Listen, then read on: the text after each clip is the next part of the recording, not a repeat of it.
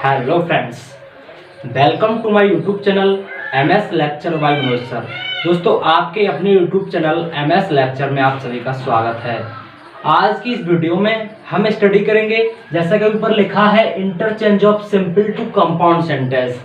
आज की इस वीडियो में हम सीखने वाले हैं कि सिंपल सेंटेंस को कंपाउंड में कैसे बदला जाता है, सिंपल सेंटेंस को कंपाउंड में कैसे चेंज करते हैं, वो भी एक इजी तरीके से। सबसे पहली बात, हमें पहचानना ही मुश्किल होता है कौन सा हमारा सिंपल सेंटेंस है या कौन सा हमारा कंपाउंड सेंटेंस है। तो मैं बेहतरीन सी एक ट्रिक बताने वाला हूं जिससे आप पहचान सकते हैं आपका सेंटेंस कंपाउंड है या सिंपल है। चलिए स्टार्ट करते हैं। पहले सिंपल सेंटेंस और कंपाउंड सेंटेंस होते क्या हैं। तो दोस्तों, बात करते हैं सिंपल सेंटेंस क्या होता है। तो सिंपल सेंटेंस सिंपल सेंटेंस को हम साधारण वाक्य कहते हैं। सिंपल सेंटेंस क्या होता है, कहने का मतलब है जिस वाक्य में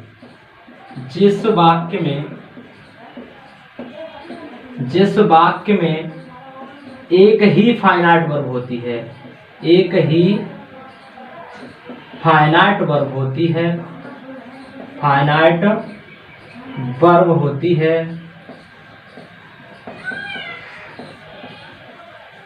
जिस वाक्य में एक ही फाइनाइट वर्ब होती है। क्या होता है, जिस वाक्य में एक ही फाइनाइट वर्ब होती है, सिंपल सेंटेंस कहलाता है। क्या कहलाता है, सिंपल सेंटेंस कहलाता है।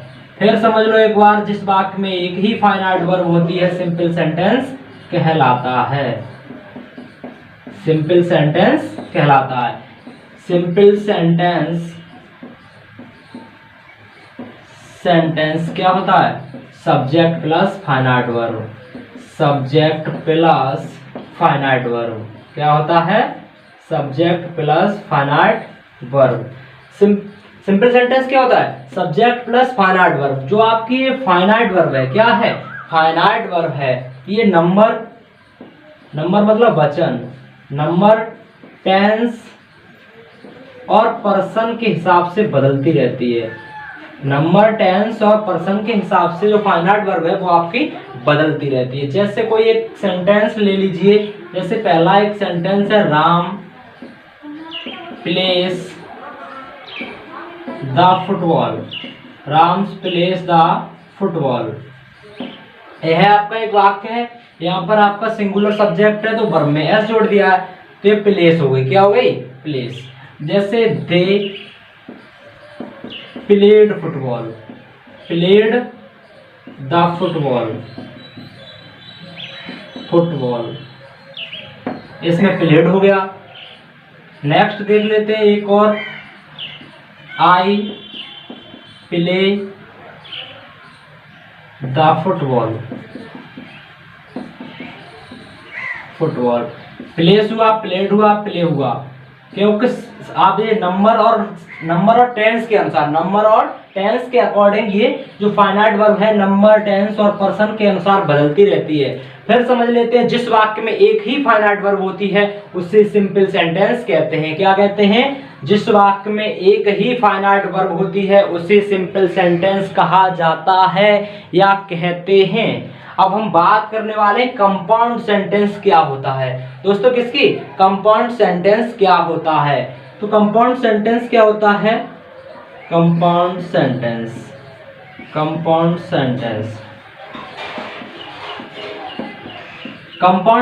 क्या होता है। तो कंपाउंड सेंटेंस होता है जिस वाक्य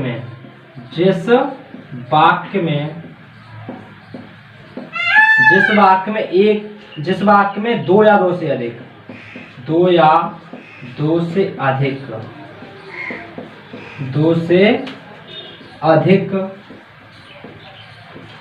जिस वाक्य में दो या दो से अधिक इंडिपेंडेंट क्लॉज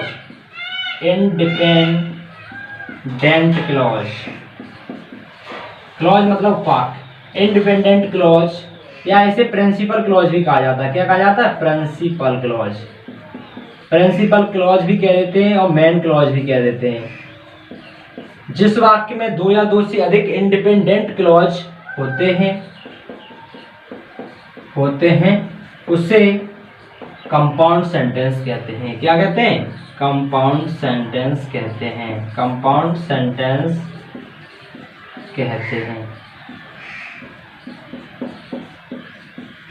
यदि हमें कोई पूछता है कि कंपाउंड सेंटेंस क्या होता है, तो हम बता सकते हैं जिस वाक्य में दो या दो से अधिक इंडिपेंडेंट क्लॉज या प्रिंसिपल क्लॉज या मेन क्लॉज, बात एक ही है, चाहे इंडिपेंडेंट क्लॉज कह लो या प्रिंसिपल क्लॉज कह लो या फिर मेन क्लॉज कह लो। इंडिपेंडेंट क्लॉज, दो या दो से अधिक इंडिपेंडेंट क्लॉज होते हैं, उसे हम क्या कहते हैं? कंपाउंड सेंटेंस कहते हैं। इंडिपेंडेंट क्लॉज क्या होता है, या प्रिंसिपल क्लॉज क्या होता है, या मेन क्लॉज क्या होता है? तो वह क्लॉज जो अपने अर्थ के लिए, वह क्लॉज जो अपने अर्थ के लिए किसी दूसरे पर निर्भर ना हो, किसी दूसरे क्लॉज पर डिपेंड ना हो, उसे हम इंडिपेंडेंट क्लॉज कहते हैं। क्या कहते हैं? इंडिपेंडेंट क्लॉज कहते हैं। अब दोस्तों बात आती कंपाउंड सेंटेंस को कैसे पहचाना जाए। तो कंपाउंड सेंटेंस को पहचानने का बहुत ही आसान तरीका है। जो दो या दो से अधिक जो इंडिपेंडेंट क्लॉज होते हैं, क्या होते हैं? जो दो या दो से अधिक जो इंडिपेंडेंट क्लॉज या प्रिंसिपल क्लॉज होते हैं, ये आपस में कोऑर्डिनेटिंग कंजक्शन द्वारा जुड़े होते हैं। किसके द्वारा? कोऑर्डिनेटिंग कंजक्शन द्वारा जुड़े होते हैं। चलिए देखते हैं, इसकी एक ट्रिक है, फैन वॉइस। क्या है? Fan voice. फैन वॉइस इसकी एक ट्रिक है, fan voice.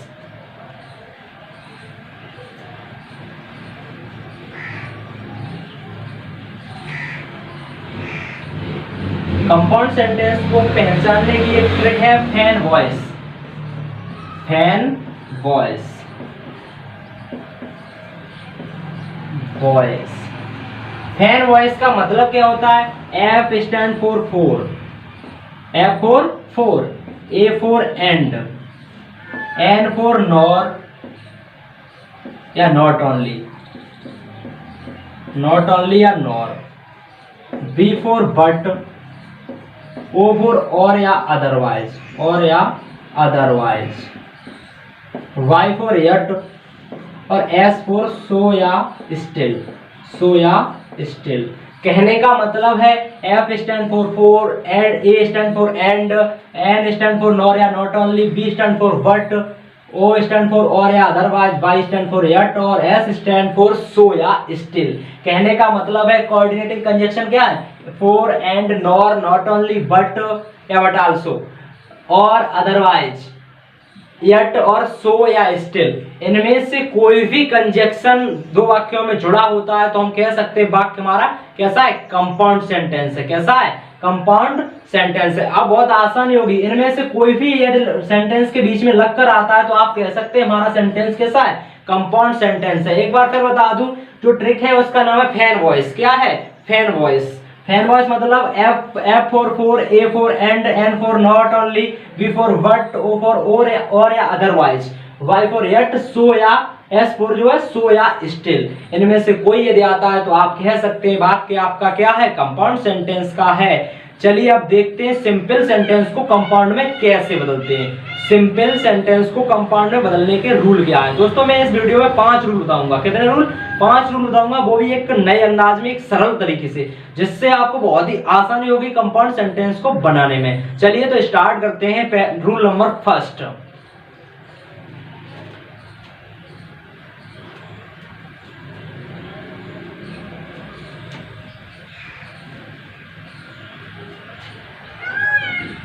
Rule number first, rule number first, rule number first है simple sentence, simple B1 plus ING, B1 plus ING या having plus B3, having plus B3, having plus B3।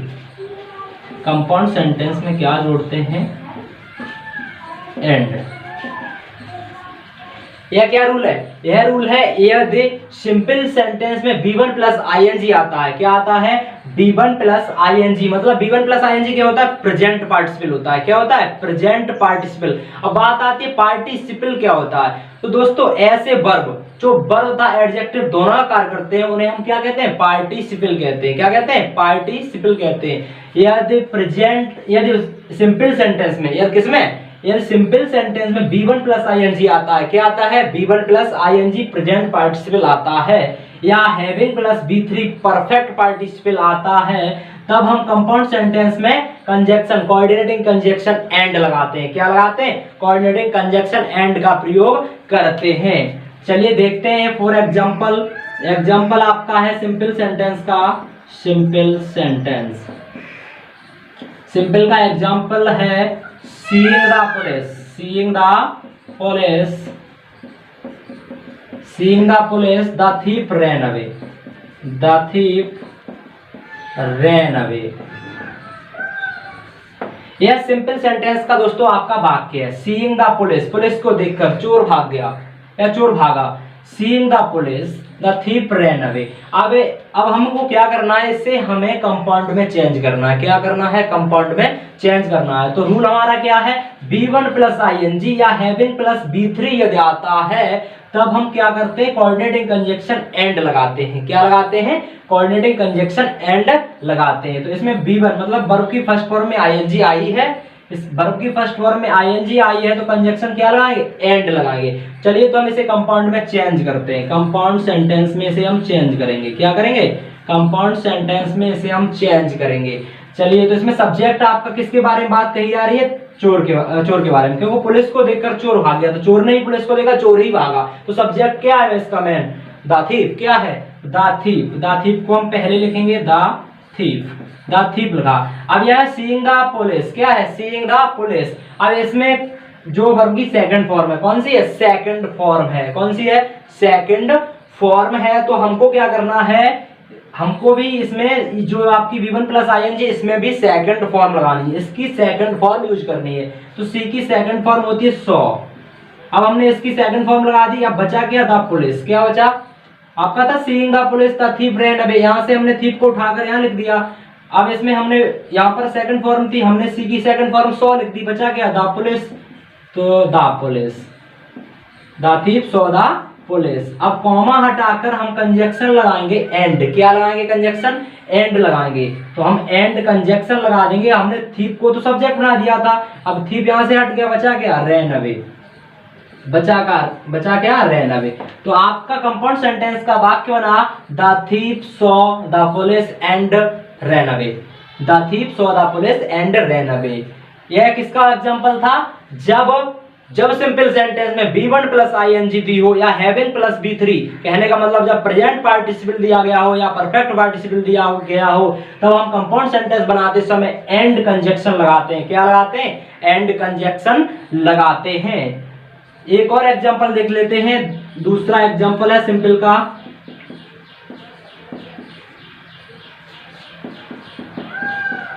The sun having risen. The sun having risen. The sun having risen, comma, the fog dispersed. Disperse मतलब गायब हो जाना। क्या हो जाना? गायब हो जाना। फॉग मतलब कोहरा, या जिसे हम ओद भी कहते हैं। कोहरा गायब हो गया। सूर्य के निकलते ही कोहरा जो है गायब हो जाता है। तो ये आपका वाक्य the sun having risen, the sun having risen, the fog dispersed, the fog dispersed. अब इसे हमें क्या करना है? हमें इसे किससे बनाना है? हमें इससे कंपाउंड सेंटेंस बनाना है। तो इसमें क्या है? Having plus B3। Having plus B3 आई है तो वही रूल है जो इसमें लगाया था, वही रूल इसमें लगाएंगे। कंपाउंड सेंटेंस बनाइए। कंपाउंड सेंटेंस कैसे बनेगा? अब इसमें दोनों में सब्जेक्ट अलग अलग दिए हैं तो कोई दिक्कत नहीं, जिसका सब्जेक्ट दिया है उसका सब्जेक्ट लिख देंगे। द सन हैविंग राइजन है, वही चीज करनी है। इसमें सेकंड फॉर्म यूज की गई है तो इसमें भी हमें सेकंड, इसे हम हटा देंगे हैविंग को। सेकंड फॉर्म राइजन की क्या होगी? रोज। क्या होगी? रोज। द सन रोज। अब इससे हम कॉमा हटाकर कंजक्शन एंड लगाएंगे। क्या लगाएंगे? कंजक्शन एंड लगाएंगे। और उसके बाद जो वाक्य दिया है उसे जैसे का तैसा उतार देंगे। The fog dispersed. The fog dispersed. क्या होना? The sun rose and the fog dispersed. यदि सब्जेक्ट दिए होते हैं तो वही सब्जेक्ट लिखते हैं ना, जिसके बारे में बात की होती है उसे हम सब्जेक्ट बना देते हैं। ठीक है। दोनों मैंने पहला रूल बताया मैंने, जब B1 plus ING having plus B3 हो तब कंजक्शन आपको ध्यान रखना है कौन सा लगाना है? एंड कंजक्शन लगाना है। क्या लगाना है? And conjunction. अब देखते हैं हम दूसरा रूल। क्या देखते हैं? दूसरा rule.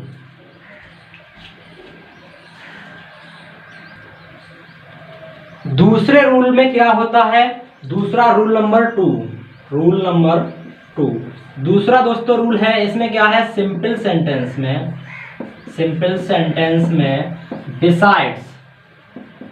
Besides comma in addition to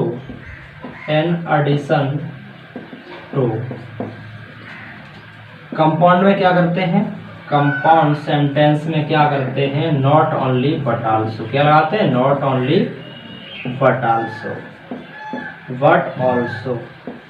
दोस्तों जब आपको दूसरा रूल आपका क्या कह रहा है, यदि सिंपल सेंटेंस में, दूसरा रूल कह रहा है यदि सिंपल सेंटेंस में बिसाइड्स या इन एडिशन टू, बिसाइड्स या इन एडिशन टू का मतलब होता है के अतिरिक्त या के अलावा, क्या होता है, के अतिरिक्त या के अलावा। यदि दूसरा रूल आपका है, यदि बिसाइड्स सिंपल सेंटेंस जो दिया जाएगा, यदि सिंपल सेंटेंस में बिसाइड्स या इन एडिशन टू आता है, क्या आता है, बिसाइड्स या इन एडिशन टू आता है, तब हम कंपाउंड बनाते समय, क्या बनाते समय, तब हम कंपाउंड सेंटेंस बनाते समय नॉट ओनली और बट आल्सो लगाते हैं, क्या लगाते हैं, नॉट ओनली बट आल्सो लगाते हैं, क्या लगाते हैं, नॉट ओनली बट आल्सो लगाते हैं। जैसे फॉर एग्जांपल, इसका सिंपल का एक एग्जांपल है, सिंपल सेंटेंस का एक एग्जांपल है, besides being a poet,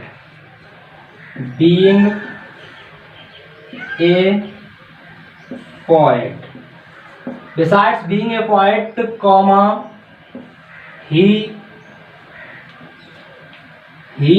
is a teacher,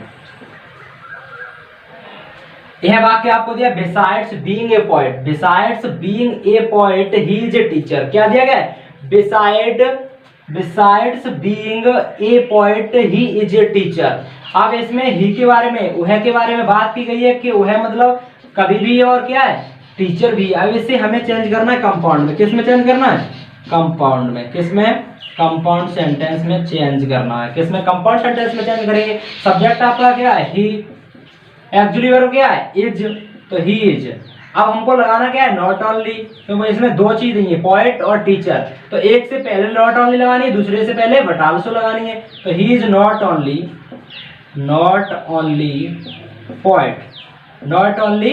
poet, comma हटा देंगे, but also teacher,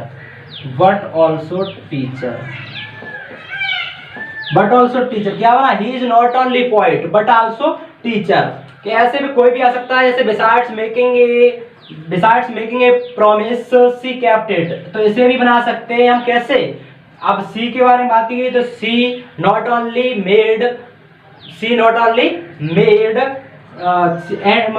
but also kept it, इस प्रकार से इसे भी बना सकते हैं। अब देखते हैं हम तीसरा रूल, क्या देखते हैं, तीसरा रूल। आई होप दो रूल आपके समझ में आए होंगे अच्छी तरीका से। अब हम तीसरे रूल के बारे में बात करते हैं, जो हमारा तीसरा रूल है, कौन सा है, तीसरा रूल है। चलिए देखते हैं, नोट तो कर लिया होगा सबने।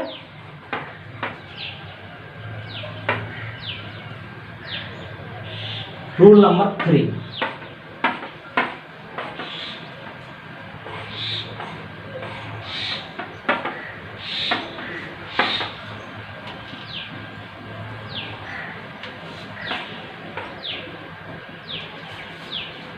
तीसरा रूल है आपका, in spite of comma not with standing.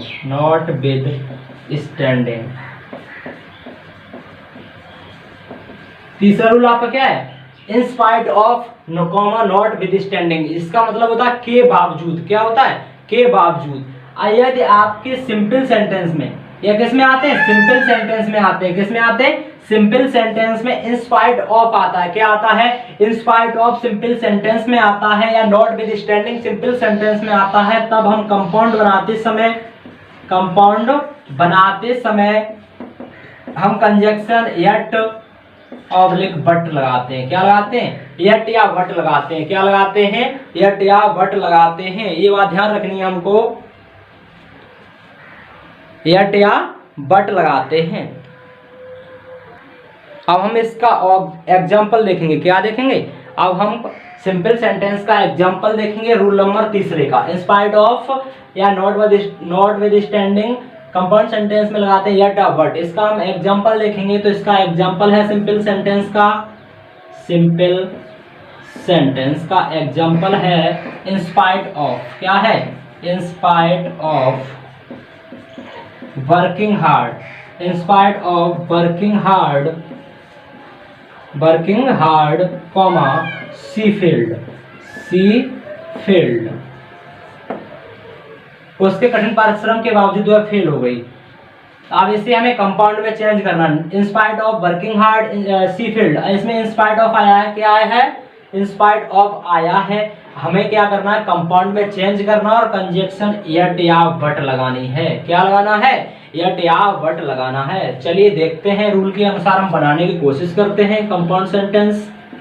Compound sentence अब इसमें आया इन स्पाइट ऑफ। क्या आया है? In spite of. बात किसके बारे में की जा रही है? सी के बारे में। तो सी, हम सीधी सी बात है, सी को हम आगे लेके आएंगे। तो सी अब इसमें कौन सी फॉर्म है? सेकंड फॉर्म है। तो इसमें भी हम कौन सी फॉर्म लगाएंगे? सेकंड फॉर्म यूज करेंगे।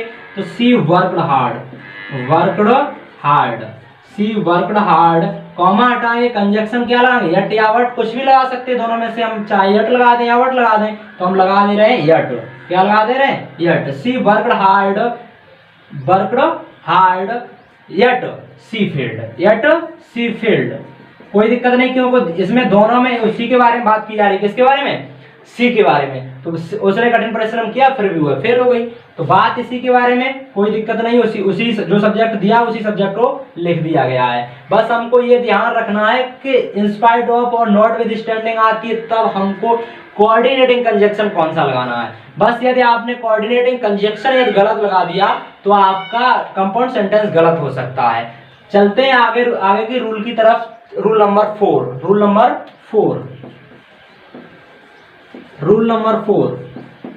यदि owing to मतलब की वजह से, owing to, due to,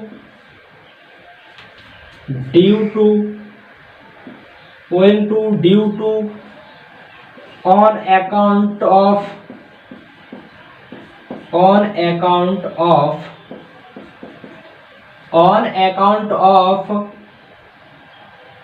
कितने होगा? 3। owing to, due to, an account of, comma because of भी आ जाता है जब कभी, because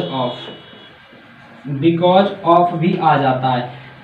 owing to, due to, because of या on account of या 4 प्लस एब्स्ट्रैक्ट नाउन ये भी आ जाते हैं जब कभी। Abstract noun, 4 plus abstract noun, जो मतलब आपका जो 4 है, 4 प्लस इसके बाद यदि एब्स्ट्रैक्ट नाउन आती है, तब हम कंपाउंड सेंटेंस में क्या जोड़ते हैं? तब हम कंपाउंड सेंटेंस में क्या लगाते हैं?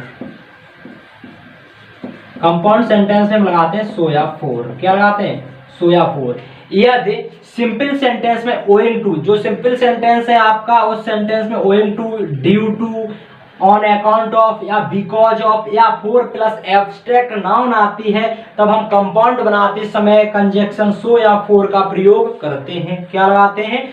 सो या 4 लगाते हैं। अब हम बात करते हैं हमारा जो इसका मतलब क्या होता है। owing to और on account of या because of या due to का मतलब क्या होता है? इसका मतलब होता है की वजह से। क्या होता है? की वजह से। हम 4 प्लस एब्स्ट्रैक्ट नाउन को पहचानेंगे कैसे?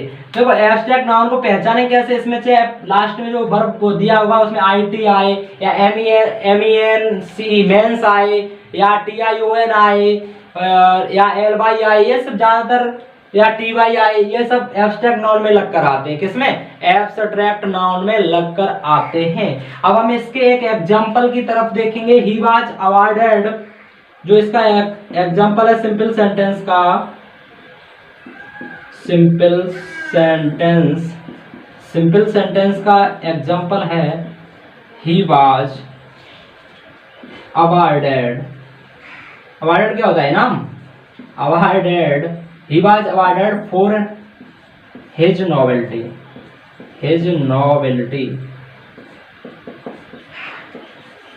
he was awarded for his novelty। तीसरा रूल समझ में आ गया होगा। चलिए इससे पहले कर लेते हैं, उसके बाद देखते हैं। आपका वाक्य दिया he was awarded for his novelty। क्या दिया है? He was awarded for his novelty. अब हमको क्या करना है, इसे बनाना है। या तो ये समझ लो हिज को हम सब्जेक्ट बनाते हैं, या जो सब्जेक्ट के बारे में बात करते हैं उसी सब्जेक्ट को हम लिख देते हैं। तो हमें क्या करना है, कंपाउंड बनाना है। क्या बनाना है, कंपाउंड, कंपाउंड बनाना है।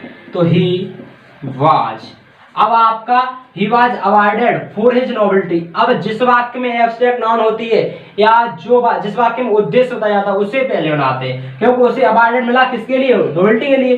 तो जिस वाक्य में उद्देश्य होता है उसे हम पहले लिखते हैं। तो ही वाज, अब नोवेल्टी आपका जो है इसे हमें क्या बनाना है, एडजेक्टिव बनाना है। क्या बनाना है, एडजेक्टिव बनाना है। तो नोवेल्टी का एडजेक्टिव क्या बनेगा, नोवेल। क्या बनेगा, नोवेल। तो ही वाज नोवेल। अब हमको क्या करना है, कंजक्शन जोड़ना। कंजक्शन आप क्या जोड़ेंगे, कंजक्शन कहाँ है, सो या फोर, इनमें से कोई चीज जोड़ेंगे, सो जोड़िए या फोर जोड़िए। तो ही वाज नोवेल सो जोड़ देते हैं। क्या जोड़ देते हैं, सो, ही वाज नोवेल सो। अब ही वाज अवार्डेड है, इसके बाद लिख देते हैं he was awarded, he was awarded. इधर नोट करिए, ही वाज अवार्डेड, नोट करिए।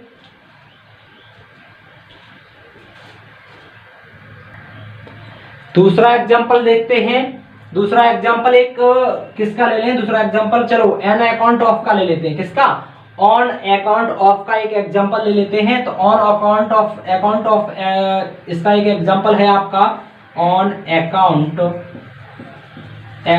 Of illness. इलनेस, नेस आया, इसमें भी क्या है, ये आपका क्या है, एब्स्ट्रैक्ट नाउन है। On account of illness she could not attend the party, attend the party, attend the party, attend the party। अब हमको इसे क्या करना है, इसे बनाना है कंपाउंड सेंटेंस में। किसे बनाना है, कंपाउंड सेंटेंस में इसे हमें चेंज करना है, कंपाउंड में चेंज करना है। आपका क्या दिया है, on account of illness she could not attend the party. तो सीधी सी बात है, इलनेस दिया, बात किसकी और इसी की, तो सी लिखेंगे सबसे पहले और हम एक्चुअली वर्ब लगाएंगे। अब इसमें कुड नॉट आया है, यदि यहाँ पर कैन नॉट आता तो हम लगाते जो मतलब एक्चुअली वर्ब लगाते जा रहे हैं। यदि कुड नॉट आया पास्ट टेंस का तो हम लगाएंगे बाज, एक्चुअली वर्ब क्या लगाएंगे, बाज। क्योंकि जो हम एडजेक्टिव बनाते हैं और एडजेक्टिव और सब्जेक्ट के बीच में एक्चुअली वर्ब लगाते हैं तो बाज लगाएंगे, और इलनेस का जो एडजेक्टिव बनेगा वो क्या बनेगा, इल बनेगा। तो सी वाज इल, कॉमा हटाएंगे, कंजक्शन लगाएंगे। कंजक्शन कौन सा है, सो या फोर। तो सो या सो लगाते हैं या फोर लगाते हैं, for she could not attend the party, she could not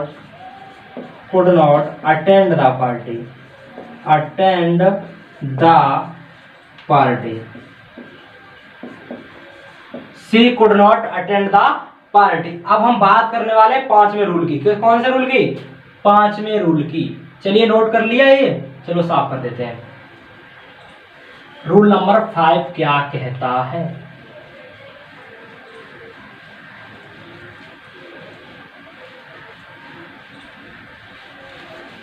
rule number 5 है दोस्तों आपका, जब सिंपल सेंटेंस में मेन वर्ब के बाद, जब सिंपल सेंटेंस में मेन वर्ब के बाद 2+B1 आता है। क्या आता है, मेन वर्ब के बाद है 2+B1 आता है। क्या आता है, 2+B1।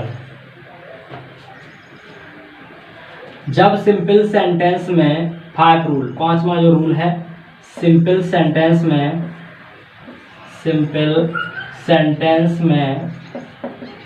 2+B1 यदि मेन वर्ब के बाद, किसके बाद, यदि मेन वर्ब के बाद 2+B1 आता है। क्या आता है, 2+B1 आता है, तब हम क्या करते हैं, 2+B1 आता है मेन वर्ब के बाद तो हम क्या लगाते हैं,